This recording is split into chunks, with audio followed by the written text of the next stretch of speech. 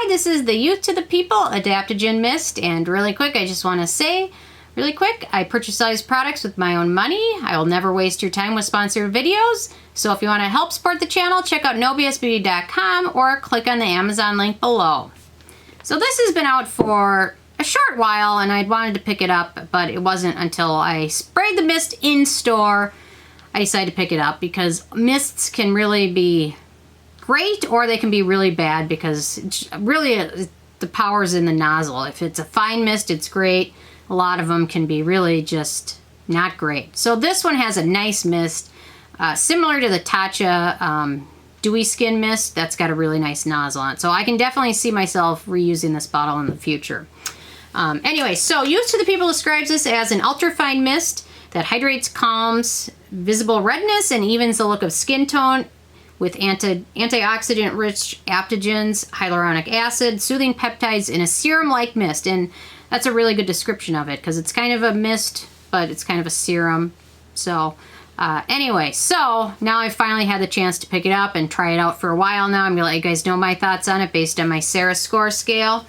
And my first criteria is packaging. Like I mentioned, I love the nozzle. The mist is ultra fine, although I still don't really recommend using it over makeup.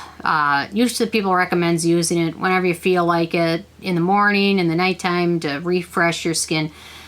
I just don't find that applying this over makeup or foundation does anything good for the makeup. So I really just like using it after cleansing and toning. So, but it's got a nice fine mist that isn't too strong. It does coat your skin with the perfect amount of product.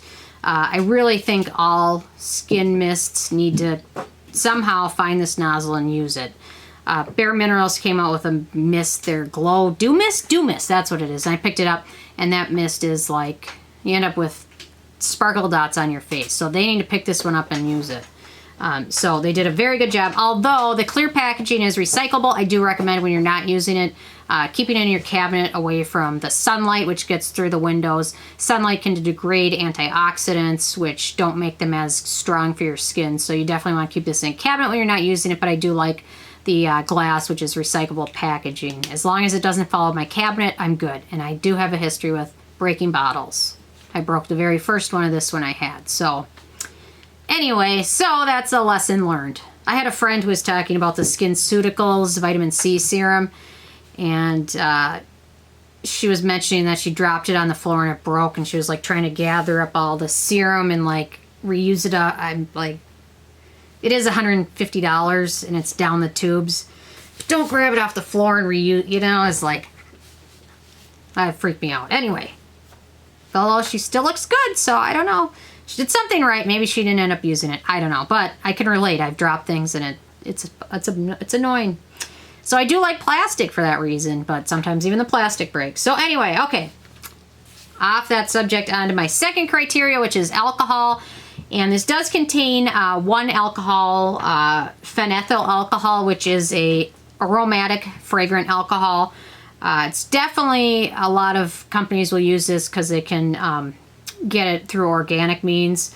So it's typically used as a preservative, and sometimes to give products a scent. So for most people, it won't be an issue unless you have very sensitive skin.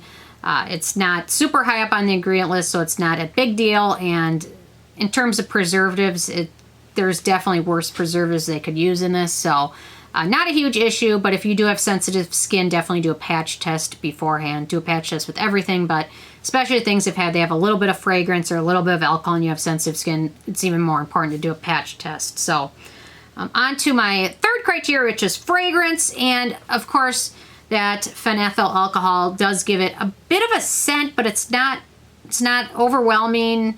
It dissipates almost immediately, so it's not a big issue. And there are no other added fragrances other than that, which is used probably a little bit for scent and a little bit as a preservative. So no issues with that. Manufacturing location, everything from Youth to the People, this included, is made in the US, so no issues with that. Ease of use, you just want to mist onto skin after cleansing and toning. If you use an essence to pat on, you can do that and then mist this. You can mist it several times, coat your skin in it, and then let it dry a bit. That's kind of what I do. and then follow with serums, moisturizers, if it's the daytime sunscreen, or if it's the nighttime thicker moisturizer, sleeping mask. So very easy to use. I just, personally for me, I don't really like using it over makeup or foundation because it doesn't do anything to extend the wear. And really, to be honest, under sunscreen and things like that, I don't really mess with that too much. So, but there's absolutely nothing wrong with using it over it if you like doing that. So no issues with that. My 6th criteria is antioxidants and beneficial ingredients.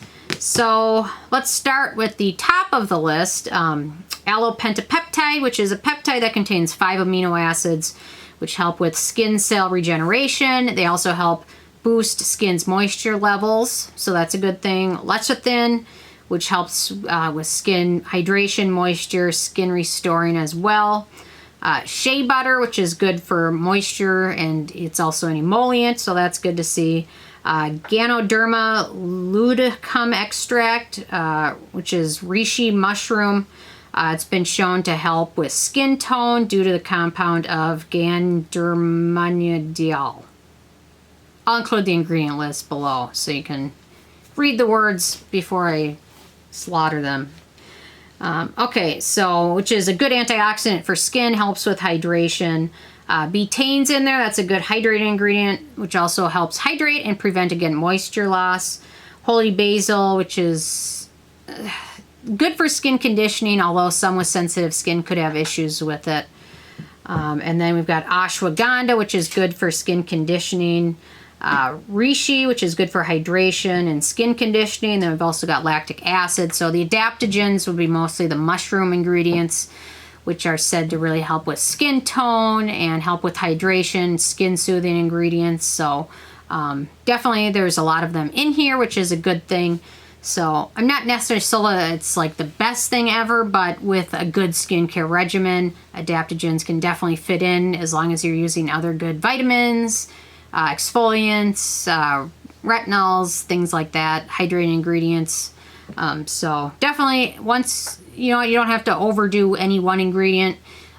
There's no one ingredient that can give you everything your skin needs. Your skin needs a little bit of a lot of different things. So this has a lot of good things to expose your skin to, as well as following with the good serum and moisturizers and things like that. So my 7th criteria is animal testing, and the Youth to the People brand is cruelty free, so that makes me pleased to say that.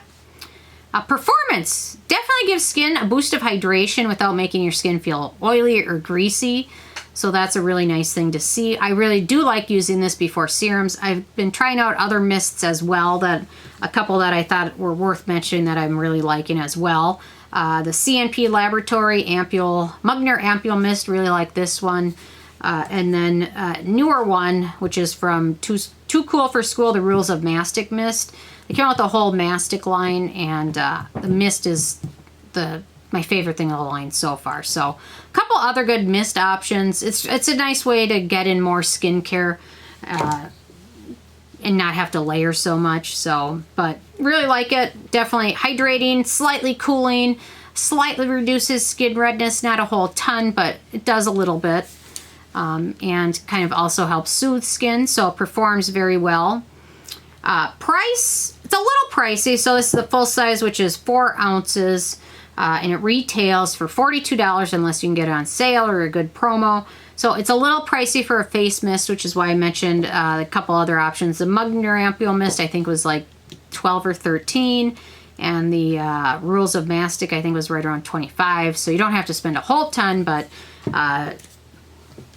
you know, it's a good cruelty-free brand with some good products. So, yeah, so a little bit tends to go a long way with it. So a bottle like this will last quite a while if you use it twice a day, a few mists a day. So I don't know, it is pricey, but not ridiculously pricey.